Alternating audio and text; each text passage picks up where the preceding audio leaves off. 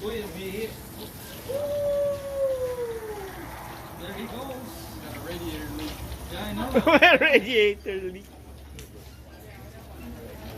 Does it look like an antifreeze? Is that blue? Yeah, I don't really want that thing. What's the name of this horse? Maybe it's a pheromone thing. Roxy? Oh, I see. Wala, nawala si Rosario. Hey! Now, Reeve's full name is Teresa, but we only bring that out when she's in trouble. She doesn't ever have to. She's a perfect angel, right? Charlie and Reeve. Charlie and Reeve are two Percheron draft horses, which is one of the two breeds of horses we've got here on the island, but we will get into that a little bit later. Right now, I want to tell you about this lovely thing on our left-hand side, Dowd's Market. Dowd's Market was opened in 1884, and it is America's oldest family-owned grocery store in the entire United States. It is still owned and operated by the Dowd's family.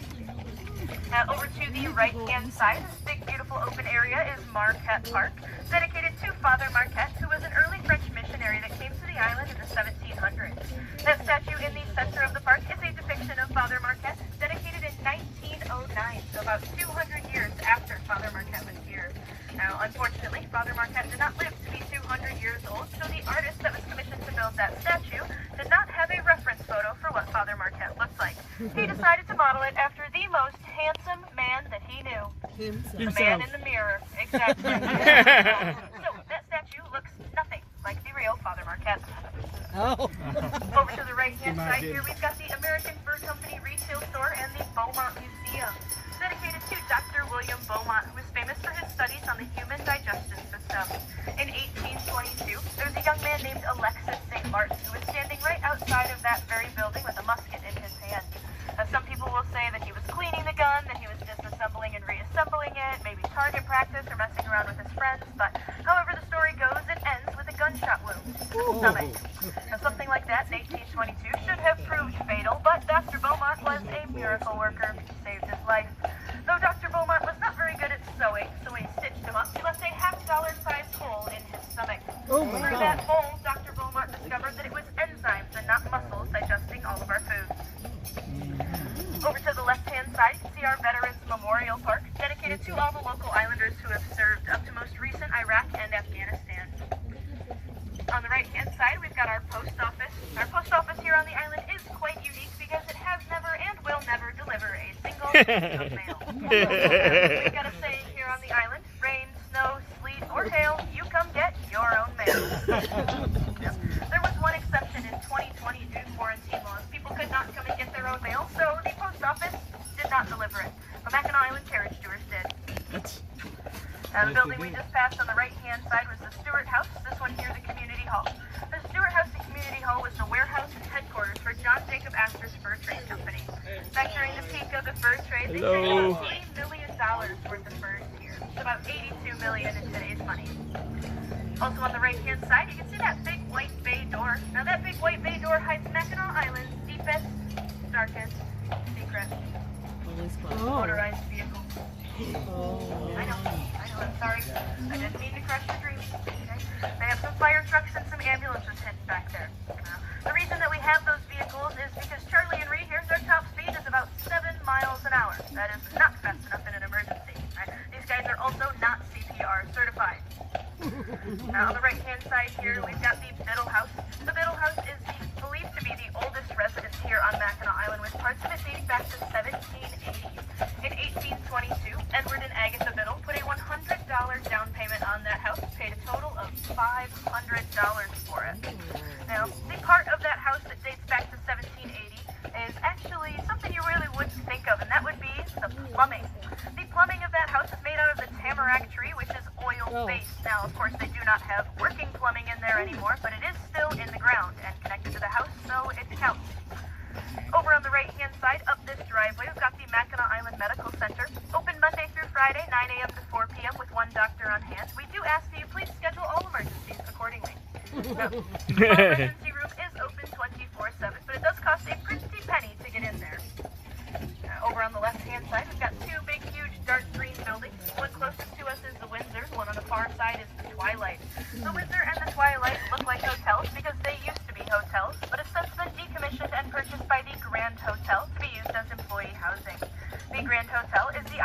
largest employer with about 600 employees during peak season. Also to the left-hand side, you can see a little sign that says the Town Crier. The Town Crier is the island's local newspaper, publishing once a week in the summer and once a month in the winter.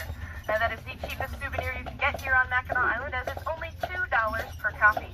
That, of course, does exclude the one souvenir you'll be taking home for free on the bottom of your shoe. The street we are on right now, this is historic Market Street. Back during the peak of the fur trade, this was the only street here on the island, so this was Main Street. When business started to boom and tourism came in full swing, they decided to expand quite a bit. Moved Main Street down one street over to where I picked you guys up, renamed and rebranded Market Street as kind of the laid-back, relaxed side of the island. At least of the downtown area, I should say, not of the whole island. Over to the right-hand side here, we've got Chambers Livery Stable, formerly known as Chambers Riding Stable. Oh yeah! That's Charlie's favorite building on the whole entire island. Now, that building there actually has a barn on the right-hand side of it, and that little barn only holds 20 horses, so we've outgrown that by a bit. Right? We keep a couple of horses in there now, but we have the largest working draft horse herd in the entire country. We've got 450 horses. That is comparable to the Budweiser Clydesdale herd, which is about 250 horses, about almost half the size of ours. Over to the left-hand side, this white building with the green shutters, that is the Grand Cottage, and it's the former home of William Backhouse Astor. Now, you might think that the Astor name sounds familiar, or at least I hope you do, because not even 5 minutes ago we did talk about John Jacob Astor. Now, William was his son. William also had a son named John Jacob Astor, obviously as a junior. Now, John Jacob Sr., William's father, was the owner of the largest business here on the island, that fur trade company, and despite that, he was not here very often because he was afraid of water. He did not like boats, he did not want to get on a boat if it was not absolutely necessary, so he left William to do most of the business operations. Now, John Jacob Jr., William's son, he decided that though he had his grandfather's name, he would not have his grandfather's fears, so one day in 1912, he decided to get on a boat. And everybody knows the famous boat that set sail in 1912, right? A very unfortunate one that ended in an iceberg, the Titanic. So John Jacob Jr., who is actually John Jacob V, he got on the Titanic and did pass away when the ship sunk. But his wife did survive. And at the time that his wife survived, she was pregnant. So she had that child months and months later, of course, to carry on that John Jacob Astor legacy. Over to the right-hand side, this building is Littlestone Church.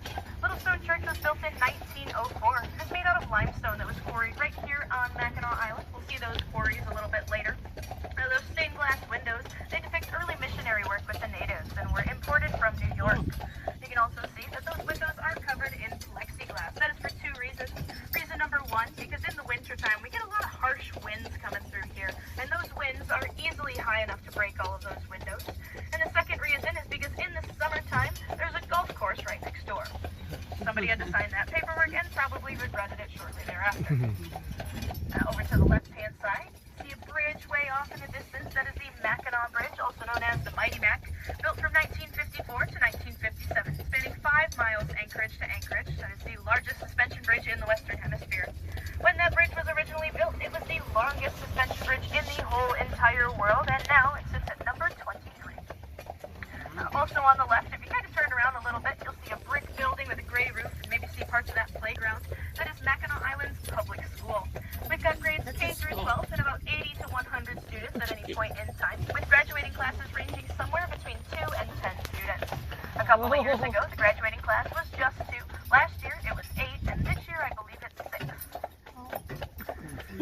Also on the left-hand side, you see that gravel driveway over there? That gravel driveway leads you down to the Esther Williams Pool that goes to the Grand Hotel.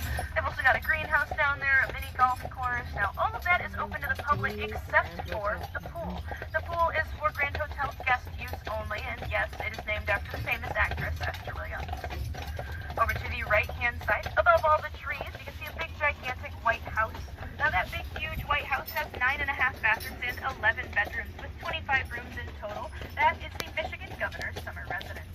Each Michigan governor has the honor of coming up here and spending as many weeks of their choosing in the summer where they can kind of hang out and do their work at their leisure. Now, our governor is Gretchen Whitmer, and she spends a whole lot of time up here in the summer because, of course, in a house like that with a view like that, I would be up here that frequently too. Now, over to the left-hand side, you can see the main attraction here on Mackinac Island. That, my friends, is the one, the only Grand Hotel.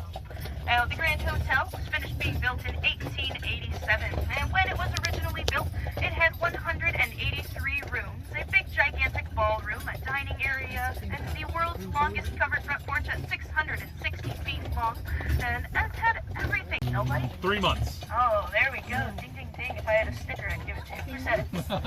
Yeah. Nice. Now, most of the time, people don't believe that, all right? It did take them 3 months, 93 days to be exact. Now, it took them such a short amount of time because they were promised a giant chunk of change if they completed that hotel within 90 days. Unfortunately, they finished it 72 hours too late, so they did not get that bonus at all. Now, it actually is rumored that the bosses that were kind of in control of the whole operation were actually going to keep that bonus for themselves, and they say that that's why the workers didn't finish it until day 93. Now, how true that is, I don't really know, but sounds accurate enough, right? There was no labor laws, there wasn't any rules back then, not any of that stuff. These guys were just kind of doing it because they needed to feed their families. Now, if you look over to the left at the hotel, you can look in between the two balconies there, the one on the left that's under construction and the one that's nice, shiny, and brand new. Now there's a little bit of a seam up there that you can kind of barely see it. They did a really good job power washing this year. Now that seam divides the original Grand Hotel from the addition. So to the left-hand side is the original rooms, all the ballrooms, the front porch, the dining hall. To the right-hand side is the add-on. We're up to 401 uniquely decorated rooms inside of the Grand Hotel at this point. Now usually every year they take somewhere between 5 to 10 of them out of commission so that they can replace things or do any maintenance that's needed, stuff like that. So this year we have 393 rooms that are operational. Now over time, it's still opening up and waking up the rest of the hotel and doing cleaning, a little bit of maintenance here and there. Now this year, over the winter, they actually did some construction on the front porch. They redid a lot of those pillars that hold it up. Now, fun fact, those pillars are not as big as they seem. They are actually big steel rods. They're about 8 inches across. And those pillars that you see on the front porch are about 24 inches across, and they're just a casing around the outside. They took all of those down and they repainted them, sanded them down, made them look nice and shiny, and inevitably reattached them. Now up here on the right-hand side, once we get past this big giant tree, you'll be able to see a green and red building. Now that green and red building is the Grand Hotel Stables. Now once upon a time when the Grand Hotel was originally built, the stables were beneath the porch. Now, guests at the hotel started complaining of a stench, right? I don't know if you know this, horses kind of stink. Right? Don't tell them I said that, but they kind of stink. Now, these guys also run about 15 to 20 degrees hotter than you or I, and heat rises. So when the horses were were living beneath the porch of the Grand Hotel, guests didn't want to sit on the porch because it smelled so bad. So they moved the stables to behind the hotel.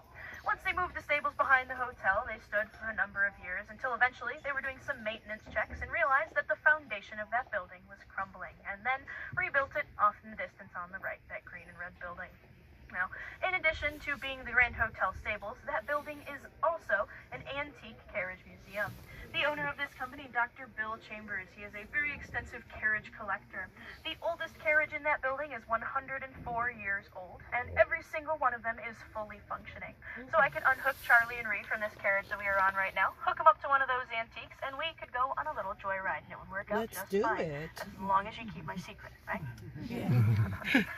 I'm sure you guys have also noticed we've taken a couple of breaks coming up this hill. This is the second of 3 breaks just on this hill, and throughout the tour we'll periodically take some more. Now that is both for my benefit and the horses' benefit. It's for the horses' benefit because just like you or I walking up a great big hill like this, they do get a little bit winded. It's for my benefit because I have a lot of information to tell you and I can only speak so fast and coherently. Now, these horses are super duper strong. These guys can pull up to 5 times their body weight, and these guys weigh about 1,800 pounds each. Right? So pretty big animals, and they're pretty strong as well. Now this carriage, even with everybody on it, it simply feels like a heavy backpack to them. So if you were to put all of your school books in your backpack and run around, right, it would feel like that. So you'd get a little bit winded walking uphill. Taking these breaks lets these guys catch their breath, and of course, because they just got off of their winter vacation, they're just a little bit out of shape. They do not work at all in the winter. They do not do anything. So they eat, sleep, poop, pack on the pounds, then come back here, and they build all of that muscle back up. So Charlie and Reeve have been working for about 2 weeks at this point, so they do not have all of their muscle mass built back up, but they are slowly but surely getting there, which is really awesome to see. It's really nice to come back at the very beginning of the season. The horses come back and they're super duper fuzzy like big old teddy bears. They grow out their winter coats, and they're all a little bit rounder than when they left. And then throughout the season, they lose all of that fur, they get into their summer coats, and they lose all of that weight, getting back into the muscular tone section. And then at the end of the season, they grow back those super fuzzy coats, and we send them off all muscular so they can fatten up over the winter. Now, also here on the island, we do have a speed limit. The speed limit on this road here is 25 miles per hour. The speed limit in the downtown area is 10 miles an hour. Now, if you were to take your bike to the very, very top of this hill and bike all the way down to the bottom without using any brakes whatsoever, you would reach a top speed of about 55 miles per hour. That's pretty fast on a bike. And if you remember down at Chambers Livery Stable, there is a 90-degree turn right or left. You are not going to make that going 55 miles an hour. So we do have a police officer at the bottom of this hill, and he will pull you over if you're speeding. He will not give you a speeding ticket, though. He will instead give you a reckless endangerment ticket. Now, that reckless endangerment ticket is a little bit worse. Now, it's a little bit worse because it's about double or triple the price of your standard speeding ticket, and if you get one, they put a point on your license. Oh. Yeah. So you don't really want to do that. Not exactly good.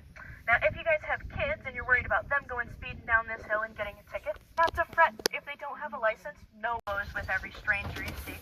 But unfortunately, those green and white carriages are not in commission at the moment. So you are stuck with me for this whole entire tour.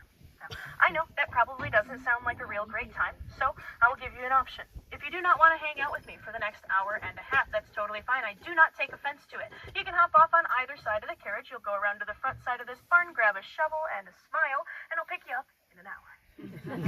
Right? No? Nobody? Okay, perfect. Fine. Hey, that is okay. I will take it. I'll accept that I'm better than Scoop and Poop.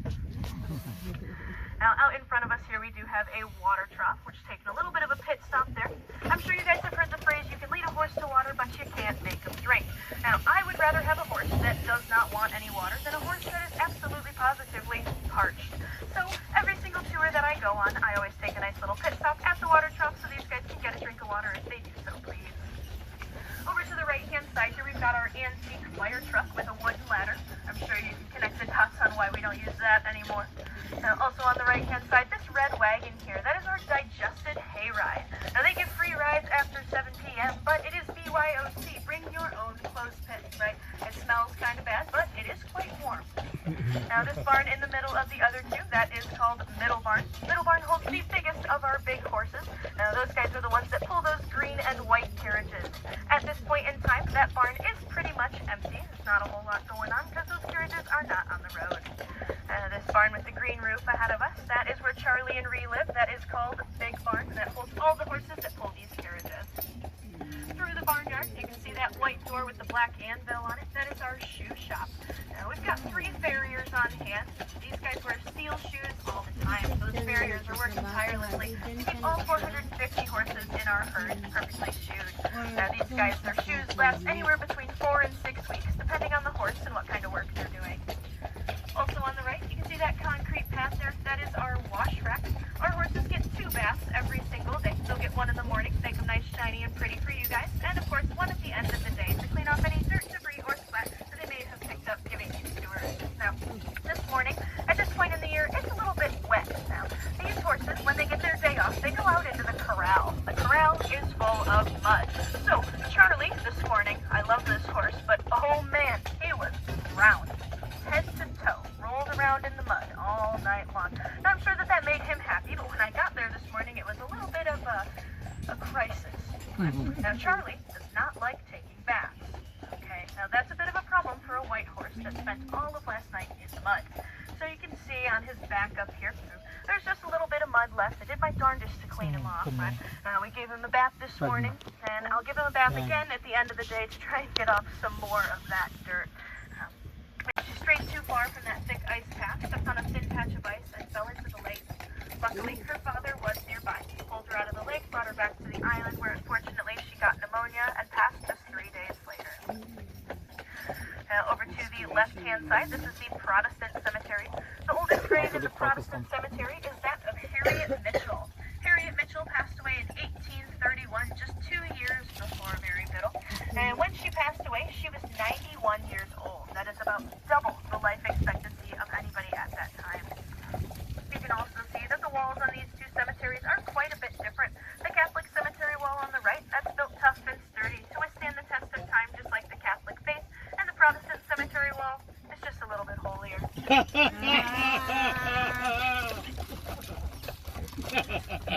Also on the left-hand side here, we've got the final cemetery we're going to see today. That is the U.S. Post Cemetery for Fort Mackinac. There's 110 graves in that cemetery, and of those 110 graves, only 39 of them are known. And we fly our flag at half-mast all 365 days of the year in honor of those unknown soldiers, and we do so with a great honor, because we are one of only 5 places in the whole entire world that actually gets to do that. Oh, that's why it's half-mast. Another one at Arlington National Cemetery. Why is it half-mast? There's one in Gettysburg. Because of the grave? One in Pearl Harbor. And The flag? One, it's not even in the United States. because the Pope. The beaches of Normandy. Oh, the Pope. The Pope's Also inside of the Post Cemetery is the grave of Edward Biddle. Edward Biddle served as the sheriff while he was here for many, many years. And after he was done serving as the sheriff, he was the mayor. And once he was done serving as the mayor, he worked inside of Fort Mackinac on the medical team, so that anything that happened, he was ready to prepare. So, of course, to honor all of those services that he provided both the town. This is the Grand Hotel. So all the white pillars up there are nice and shiny and new. And the ice cream parlor is up. Sadie's? Yeah. Open to the public. Go up onto the porch, but after that, you have free roam. All right, my friends going to the Grand Hotel. Now's your time to shine. Of course, have a great day, you guys. Oh, you could ask the guy. Yeah.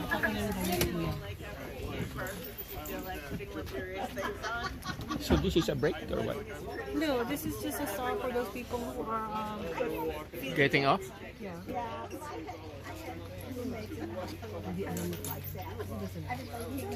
You can check in now.